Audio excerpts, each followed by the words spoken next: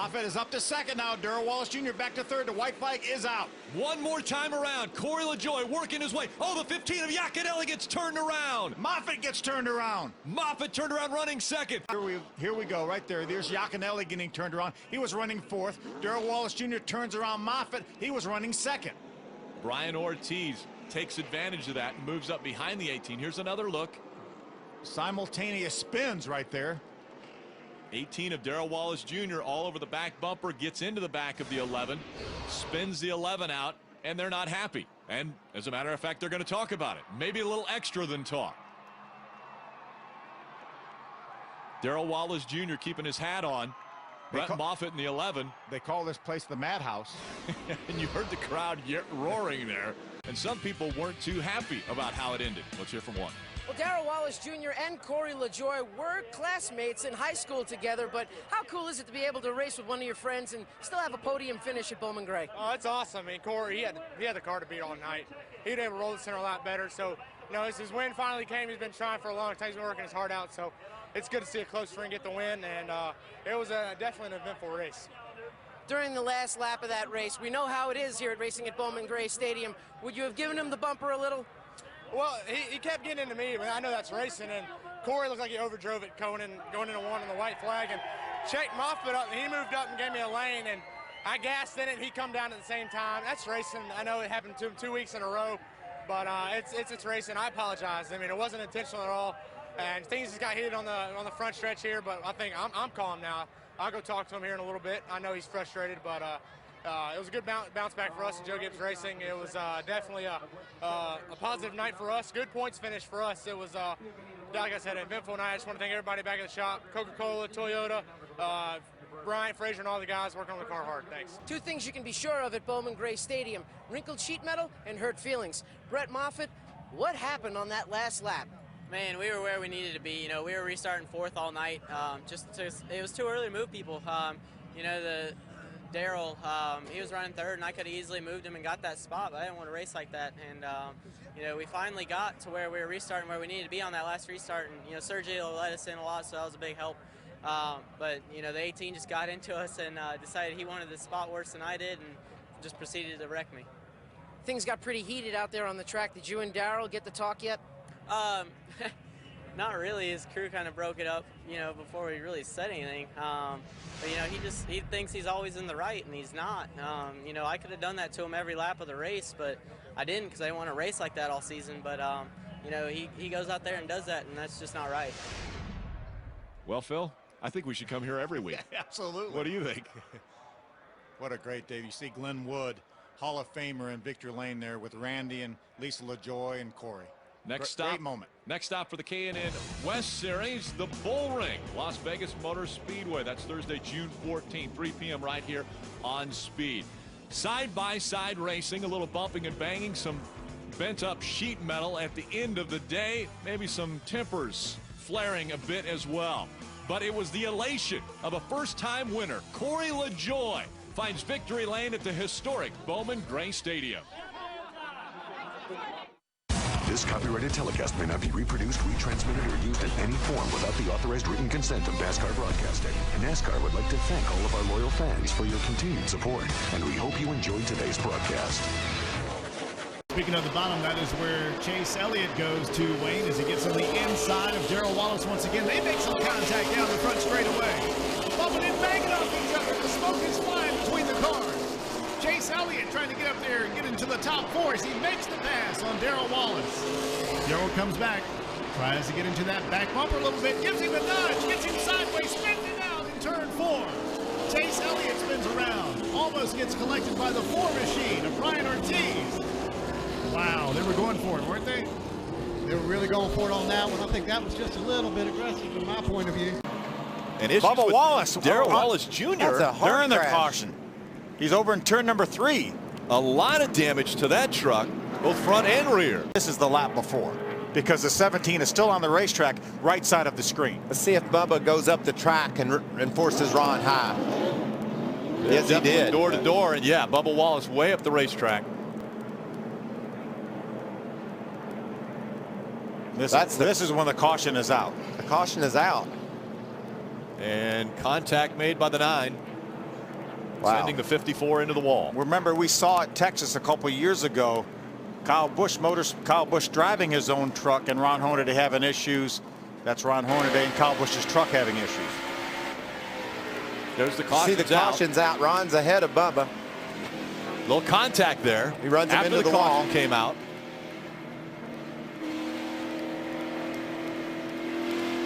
He's contemplating his next move. And he just did his next move. Let's listen to Ron's audio.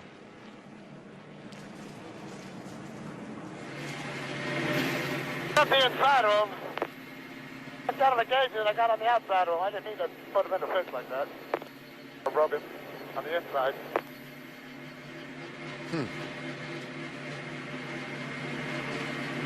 Well, if we hadn't been watching it, we could have maybe believed that. Yeah.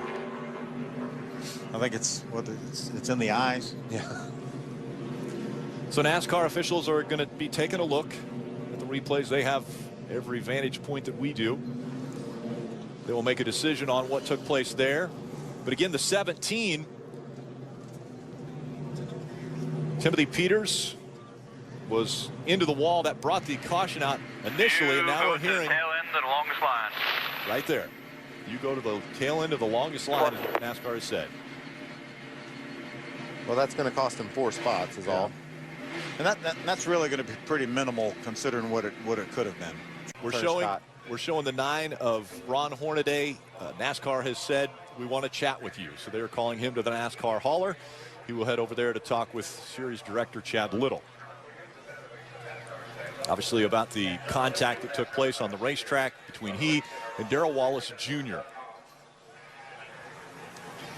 Wife Lindy there. And the other party involved in that issue, Darrell Wallace Jr. standing by with Herman. Well, Bubba, just out of the infield care center, first of all, are you okay? And tell us what happened on the racetrack with you in the 9 truck. I'm better now that I have my coat. I don't know. Early in the race, I'm running the top, and he's, let's see right here.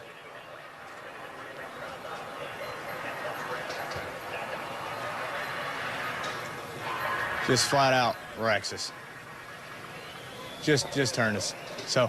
Had there been any contact prior to that on the racetrack? Early in the race, like I said, I was running the top, and he couldn't get by me, so he'd do what he had to do, but it was too early to force the issue. I mean, right here, I'm 3 laps to go. I'm trying to get my line. Well, take his line away because I knew he wouldn't give me the top, so move up. Oh, did he hit the fence? No. So I think it was pretty clean to me, so it's unfortunate. We come out here, and I seemed like the veteran out of the rookie out of that situation, so it's okay. We knew we were here. We a little missed it all weekend. We were a little tight, loose, and just couldn't really pinpoint it. But I can't thank Toyota Care, Coca-Cola, Oakley, everybody that worked hard on this truck. Jerry, it's unfortunate for these guys because they worked their tail off to, 3 weeks in a row to get this truck ready, and now it's junked. So it'll be all right. We're going to Kansas. New track for me. It'll be fun. A lot of composure shown by Bubba Wallace. Back to follow up on the story between Hornaday and Bubba Wallace Jr. with Hermie. Well, Ron Hornaday walking back to the garage. Some contact with you in the 54 on the racetrack. From your perspective, what went on? Well, I mean, earlier in the race, he just coming with 3 or 4 laps to go. He just drives straight. There was a corner coming up there, and I was on the outside of him, and got up in the marbles, got in the fence a little bit, and then yellow. I didn't know yellow was out, and I got down in there and started racing, got down the back straightaway, and he slowed up, and then I ran into him a little bit.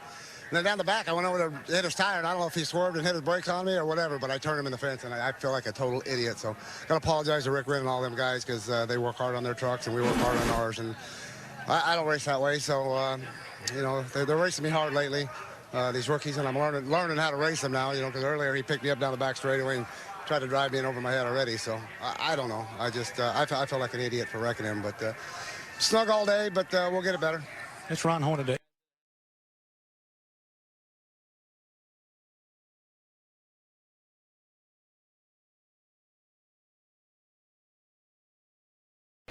Here's Bubba Wallace talking things over with the 60.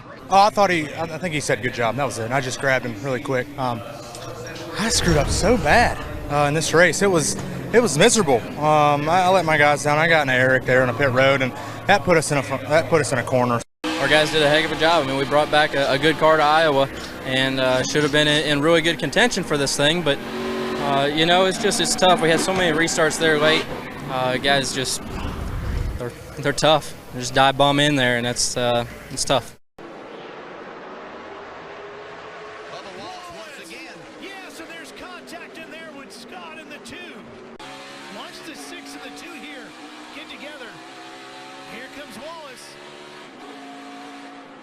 They meet right in the middle. Yeah, Bubba Wallace had made that move work the last time, going up and caught a couple of people sleeping, left that open for him. He thought he would try it again. Brian Scott wasn't having any of that. Watch this.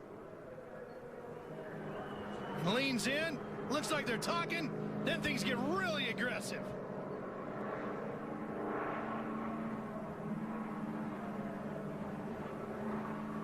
He walked away, and then he walked back over here to talk about it some more. Here they come. And they just went after it. As in most cases, there's two different sides to it. Well, let's hear from it. Jim, what do you got? What I got is a obviously intense Brian Scott. Tell me what led to the conflict with you and Bubba Wallace. Well, first off, obviously, hats off to all the guys at RCR, ECR. I think that we showed, as a company, we're really dominant. I felt really good about our Short Lodge Chevrolet. Extremely good out front. We struggled a little bit with it in dirty air. You know, we just kind of kept having restarts and red flags, and the race wasn't really going smoothly, and that didn't really play into our favor. And we got a restart. We pitted, and it put us back a little bit track position. We got a restart, and the 6 just, I mean, he drove down into me. He tried to, at least from my, I don't know, I want to see this replay. Take another look at it here, Brian. I mean, I never felt like he even gave me a chance to get in the corner, and he loosened our right rear wheel, and it ruined our day. Really unfortunate. Such a fast car. Thanks to Shore Lodge, Albertsons, everybody, and you know, we're racing for wins, so we don't have to worry about points and stuff, and that puts us in a position to race these guys aggressively if that's how they're going to race. That's Brian Scott after a long, tough night here at Kentucky. He ends up 13th, and Bubba Wallace 9th. Well, let's hear the Bubba Wallace side of the story, Alex. Bubba's walking back to the Xfinity garage. Your side of the story from the dust-up on pit road with Brian Scott. I don't even know if we got together on pit road, but hey, we come home 9th, another top 10, so that's good. It's not what we were expecting all day. Our Bleacher Report Mustang wasn't what we had in practice. It was kind of a total different animal, but that's what produces here at Kentucky. Great racing all around. Thanks for the fans coming out. Xfinity putting the race on. Just a bummer we didn't run better. We were expecting a little bit better than what we did. Tried to do some pitch strategy, but ended up hurting us in the long run. But we'll go to Dover. We're really good and have some fun. Walk us through the final restart. Brian Scott's side of it was that you crowded him down on the racetrack. Your side of the story on the restart, as you can see the replay here. Yeah, that was early in the race, but. That's Bubba Wallace, certainly dejected, not happy at all right now, and that's his side of the story. Always going to be two sides pretty much every time that you ask two drivers what happened. He ran into me. He ran into me. That's all that you're going to hear. Oh, into the wall hard, the 6 of Darrell Wallace Jr. Hold the brake. And they pile up behind him. Big impact. We can hear that in the booth. Nice job over here, bud. Yeah, I think the 11 there. So right here, this is on the restart exiting turn 2, and you see he hangs a left, gets below the 2 and the 20, then shortcuts the backstretch, does a nice job, clears both these cars getting into turn 3, I thought.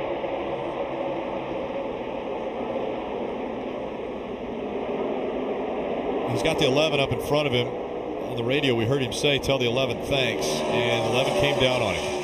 Yeah, I mean, the 11 takes a left to try to pass the 22. I'm sure he didn't mean to hit the 6, but simply he's the cause. This will show it clear as day. The 6 is inside the 11. Clear. The 11 turns left. Trying to get a Collison. And with Darrell Wallace Jr., who just got out at the infield care center, let's go to Mike. And you can see the look of dejection on his face. He told me he was okay. You're okay. That's good to hear. It was an awfully hard hit. We heard you make comments about the 11. What transpired out there on the racetrack? My grandmother was giving me the ride of my life. That was the most fun I've ever had all year. And just circumstances took us out, so it's just hard. Thanks, Granny. I love you. But going to Homestead and let her ride again. Obviously, quite an emotional day for you, Bubba. Your grandmother, her name above the door on the car, you had said it felt like she was driving the car at times. To that point, it certainly seemed like you had a very good race car. How would you describe the night, and as you reflect back on this chase, what will you take from it? Just thanks to my team for giving me the best race car all year long. Just sucks, man. Granny was going up to win that thing on that restart. We were moving. It was probably the sexiest restart we've ever had. And just had it taken away from us. About like what happened with her. And everything was so good. And the next thing you know, she's gone from us. So, man, it was a long shot to get in the chase, but to just have a good race and get a good finish, we need one. We've had the shittiest luck so long this year, and it's just so hard. So, I can't thank my granny enough for giving me that ride because it was fun. Thank you so much for your time. Thank you, Mike. Mike is standing by with Blake. And he has been watching the interview we just did with Elliott Sadler, paying close attention to it. What do you make of this situation in terms of how it might affect you? Well, before I say anything about that, I really want to apologize to Bubba Wallace. Totally didn't know he was there trying to cross over 22, and I hit Bubba. He was having a good night. He had a rough week, so I'm sorry, Bubba. But what's going on right now, I don't really know what's going on right now. I just know we did the best we could all night. It was probably our best race of the year, and that's what we came here and we needed to do, and whatever happens, happens. We'll see where we end up. There were loose lug nuts or unattached lug nuts on the one car that could potentially, I mean, certainly, we don't know what's going to happen, but potentially be a points penalty and may affect your situation. What do you think should happen in regards to that? I mean, the rules are the rules, so whatever happens, happens. And if I get to benefit from it, awesome. I'll take my ticket to Homestead any way I can get it. But extremely proud of my whole team and everybody at Leaf Filter Gutter Protection for believing in me, and Matt Colleague for starting this race team just to put me in this situation. And most importantly, my Lord and Savior Jesus Christ for putting people in my life to get me to this level, giving me my hope, and stay up and positive over the years and down times. So just very thankful right now. I'm pumped up. What was the night like for you overall? You had a fast race car. Yeah, it was, man, I had nothing to lose, so that was like probably the first race of my life that I just went after it, didn't really care what happened, just super aggressive. I had the best restarts I've had all night. I raced the best I ever have. And it's good to come here and I can look in the mirror tonight and know that I gave it my all. I didn't leave anything on the table, and I raced everybody clean. That's just how I race. Like I said, the deal with the 6 was totally unintentional. I had no idea it was there, so we'll see what happens here in a couple minutes, though. As of right now, though, Kelly, Blake Cookie's out of the chase, but stay tuned. And here it comes with the number 3, 20 years ago.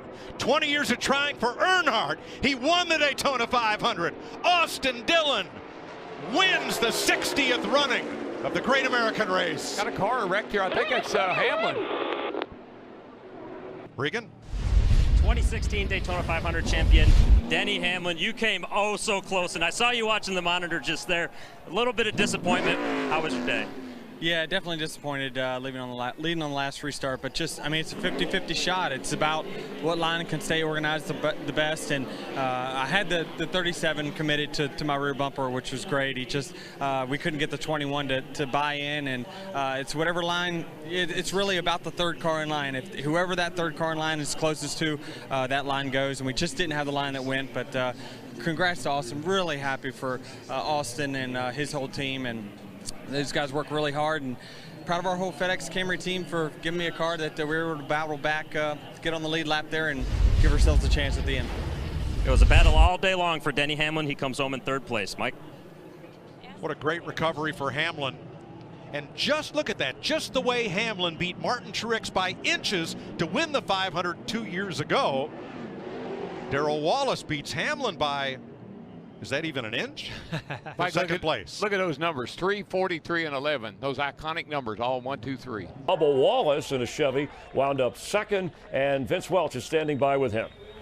Well, and you heard Austin Dillon thank Bubba for that push that he needed to get to the front, but so close in your first full-time ride for Richard Petty in the 43 to finish 2nd at the Daytona 500. Yeah, I got so many emotions going right now. Congrats to Austin. RCR Alliance 1-2, that's pretty good. I want to see the replay before I say anything stupid, but he might need to take some Adderall for that one. But all in all, a great day for our Click and Close Chevrolet Camaro Z01 team. Just an incredible experience for me to be able to be here for my first. What do you see in here? He says I cut his tire down. Looks like the same movie he pulled on Blaney at Martinsville. But hey, we edged him out. We beat him, so it's all good. But hey, we're Daytona 500. And put that aside.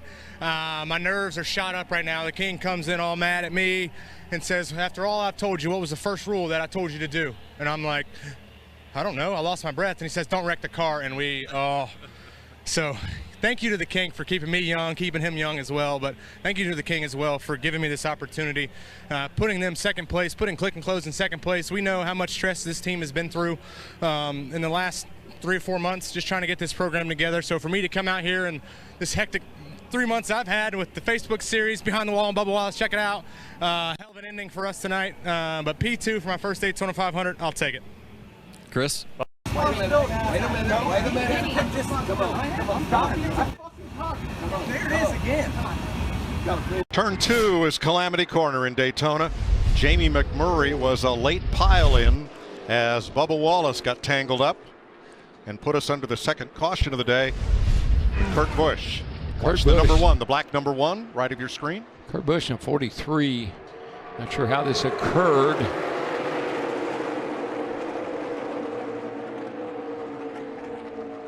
So you can see he went up, side draft to 17. Oh, did he and the 17 touch a little bit here? Yes. It looked like Kurt thought he could get clear and get down in front of Ricky Stenhouse Jr. Just wasn't quite there yet. And Jamie McMurray in his final 500 could not avoid the 43 of Bubba Wallace. Nope, he didn't know which way they were going to go, and he guessed wrong.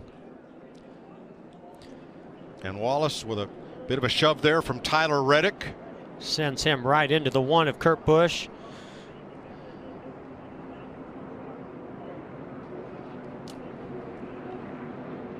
Yeah, I'd seen Kurt Busch making a bunch of moves. I think his car was actually working pretty well. He made one move trying to go a little bit further forward. Didn't work out for him. Got him behind.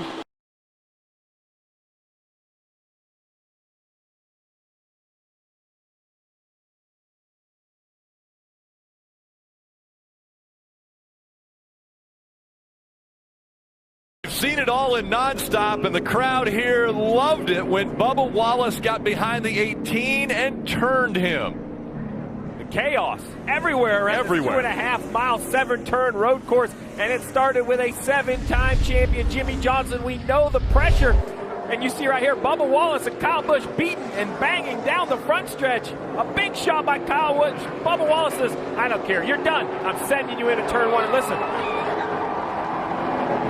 Bubba Wallace might have become a fan favorite with that move. Yeah, a lot of contact here, and both drivers very aggressive on the front stretch. And then Bubba Wallace, after the 18 went by him, just decided, well, you're not gonna go any further around this turn. I'm gonna spin you. And here's the first trip into the newly designed rear chicane. Success at the front of the field. Everybody playing nice, give and take. A couple cars too wide. Well, they both back going backwards. Sideways behind him. The 88 Alex Bowman gets turned around. We have cars missing the chicane. We're going to have to see how NASCAR referencing a little damage on the 88. All right, he missed the chicane there. Drove through it. You're on board with Martin Truex Jr. The 88 goes to the bottom of the racetrack. Yeah. It just locks up and completely misjudges the speed of the cars in front of him. Basically spins himself out. When there's so many cars trying to go into this chicane side by side, they all have to slow down much more. Where he gets into the back, Austin Dillon gets into the left rear quarter panel of the 43 car, Bubba Wallace. He just didn't understand how much those cars were going to slow down and locked up the rear tires and spun himself out. Did a nice job, or got lucky. I would say got lucky as the cars spin around them. Doing good, we don't see any damage. Dump down there on pit road fixing this stuff. Hopefully we won't see him for a while. That little in front of me doesn't put his finger away. We're going to get one. Just be smart here and set him up just like you've been doing everybody else. Only flipped me off so many times a lap for not doing anything. Oh no, Bubba Wallace, the 43, gets the wall. This may bring out the caution. That's at the exit of the backstretch chicane. This has got to bring out a yellow. Yes, it's going to sit right there. Pointing in the wrong direction. I was going to say, just like the first, we were going to get a yellow. Maybe my magic 8 ball talked to me. Let's see what happened. Oh, got a little help getting down into the braking zone there. Man, he's been battling the 43 for a few laps, and Bowman just cleaned him out. Yes. Have to wonder, you said it, Steve, been battling the last several laps. It looked like Bowman, you're right, just cleaned him out. He was running 15th, Kelly. And trouble had been brewing between these two for laps. As you can see, Alex Bowman said that Bubba Wallace was flipping him off lap after lap, and he finally said if he doesn't put that finger away, he's going to get one, and he sure did. Playoff and non-playoff drivers. 3 races, 3 issues. Suarez and Logano at Las Vegas. Alex Bowman and the 3 a week ago at Richmond, and now Alex Bowman again with the 43 at the Roval. This season is unlike any other. Everyone's fuses seem to be shorter than ever. Alex Bowman sending the signal, don't flip me off. I mean, some people that will send you over the edge. It makes you mad. So will Bubba Wallace come back and do anything? We've seen it before. Hedger Motorsports and Alex Bowman currently below the cut line, and it has been an eventful day. Let's listen in to some of the comments he had about racing the 43. If that little in front of me doesn't put his finger away, we're going to get one. Only flipped me off so many times a lap for not doing anything. Just wrecked us. Wow. Fix this race car, won't handle this today. Just wrecked us. Wow. Fix this race car, won't handle this today. Yeah, that was a dumbass move on his part. Dustin, you need to go tell Freddie what that was about. The response I got was, don't worry about the effing playoff, and he was mad because we ran him over to the backstretch chicane on the start of the race. Well, Freddie's got to realize Bubba has enough trouble getting around this place with both hands on the wheel. He doesn't need to be doing it one-handed, you know what I mean?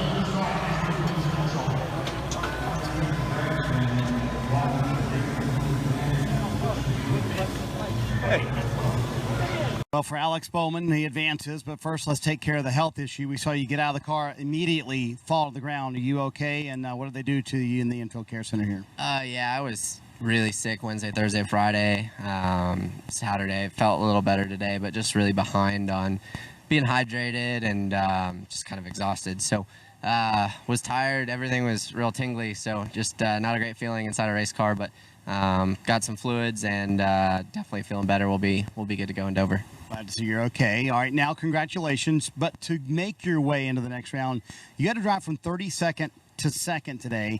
A, how did you do that? Get that done after the first lap in that incident? And then B, how tough were the final laps, Alex, knowing you didn't feel well? Yeah, I mean, man, probably lap 10 in the race, I was pretty done and out of it just from a physical standpoint. So just tried to keep digging. Obviously, I tried to give it away on lap 1. As soon as I touched the brake pedal, it just started wheel hopping and turned around on me. So apologize to those that got kind of collected in that. I feel like I hurt myself more than anybody on that one. But glad we were able to rebound, and the guys obviously gave me a really strong car to come back through the field. There at the end, just cautions were rough. Under green kind of is what it is. You're doing your job, but under caution, when you actually have time to think about how you feel, it's not much fun. Did the red flag make it worse? Oh yeah, for sure. And I saw them coming with water to all the guys behind me, and I was out of water in the car, and they didn't get to me. They got like 4 cars behind me, and then they started rolling, and I was like, dang it, man, I could have used that water. But man, it's just part of it. I feel like I've been doing a pretty good job on the physical side of things this year with a lot of help from Josh Wise and leaning on Jimmy Johnson a lot. But when you're sick, it just gets to you.